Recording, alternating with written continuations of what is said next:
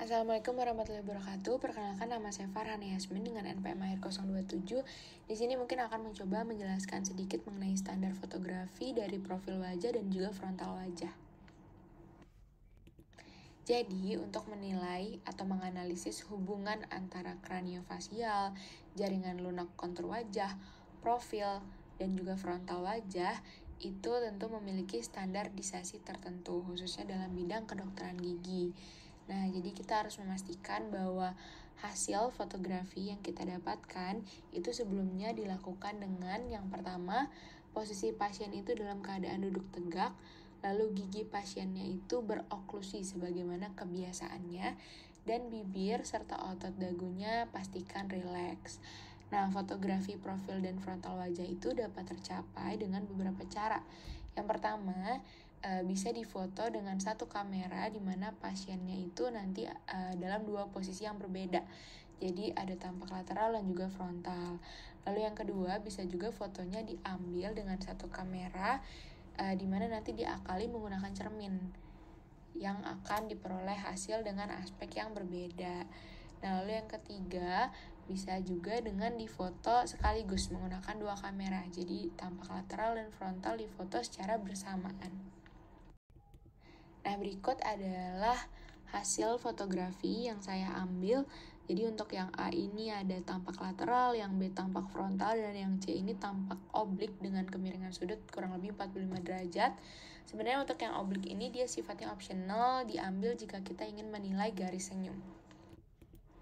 Baik, berikut adalah analisis dari lateral fotografi, di mana analisis foto lateral atau profil wajah ini didasarkan pada evaluasi divergensi wajah.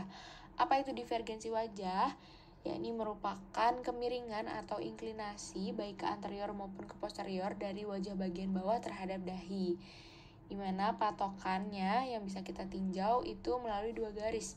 Yang pertama adalah garis yang menghubungkan antara dahi dengan batas bibir atas, lalu garis yang menghubungkan antara batas bibir atas dengan pogonion jaringan lunak.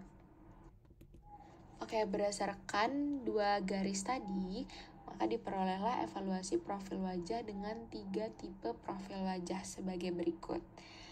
Wajah dikatakan normal ketika glabella, anterior border of the upper lip, dan pogonion itu berada pada satu garis lurus. Nah, dikatakan cembung itu ketika anterior border of the upper lip dia lebih maju atau posisinya lebih depan daripada pogonion. Sedangkan ketika anterior border of the upper lip-nya itu lebih mundur atau lebih ke belakang daripada pogonion, maka nanti akan menghasilkan profil wajah yang cekung. Nah, berikut adalah gambaran lebih jelas dari profil wajah tadi. Jadi bisa kita lihat untuk yang normal itu dia kedua garis yang sudah kita bahas sebelumnya hampir membentuk garis lurus. Sedangkan untuk yang cekung itu kedua garisnya dia membentuk sudut yang lebih ke belakang dari posisi dagu, atau kita sebut dengan posterior divergence. Sedangkan untuk yang cembung itu kebalikan dari yang cekung. Jadi kedua garis tadi dia membentuk sudut yang lebih ke depan dari posisi dagu, atau kita sebut dengan anterior divergence. Setelah tadi kita membahas mengenai analisis lateral fotografi, sekarang kita masuk menuju analisis frontal fotografi. Jadi analisis foto frontal wajah itu digunakan untuk menilai disproporsi dan juga asimetrisasi dari wajah, di mana terdapat 3 garis penentu simetrisasi wajah. Apa saja? Yang pertama ada garis vertikal. Garis vertikal itu adalah garis yang menghubungkan antara titik nasion dengan subnasal. Lalu ada garis horizontal atas. Ini merupakan garis bipupillary, jadi bisa kita tarik dari pupil kanan ke pupil kiri. Lalu ada garis horizontal bawah. Ini dia sejajar dengan garis bipupillary dan ditarik dari sudut bibir kanan ke sudut bibir kiri. Nah, analisis fotografi frontal wajah itu dia meliputi pemeriksaan ekstraoral dan juga intraoral, di mana pemeriksaan ekstraoralnya itu terdiri dari dahi, hidung, bibir, dagu, dan lain-lain. Serta untuk pemeriksaan intraoralnya terdiri dari frenulum labii, bukalis, gingiva, palatum, mukosa oral, dan lain-lain. Mungkin tidak akan dibahas semua, tapi aspek pertama yang akan saya bahas adalah mengenai dahi. Jadi bentuk dari dahi dan hidung itu menentukan estetika prognosis wajah. Nah, kapan dinyatakan harmonis? Dinyatakan harmonis ketika tinggi dahi yang ditarik dari garis rambut menuju glabella, itu dia menduduki sepertiga dari porsi tinggi wajah. Nah, untuk tinggi mid face atau bagian tengah wajah yang ditarik dari glabella sampai ke subnasal, itu juga sama menduduki sepertiga dari tinggi wajah. Selanjutnya untuk tinggi lower face atau wajah bagian bawah yang ditarik dari subnasal ke menton, itu juga menduduki sepertiga porsi dari tinggi wajah. Aspek kedua yakni bibir.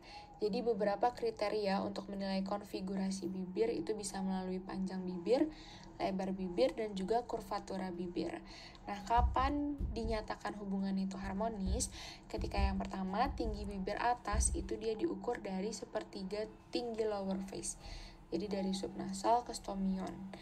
Nah, lalu tinggi bibir bawah juga diukur dari 2/3 dari tinggi lower face dari stomion ke menton. Nah, baik, mungkin sekian dari apa yang bisa saya sampaikan.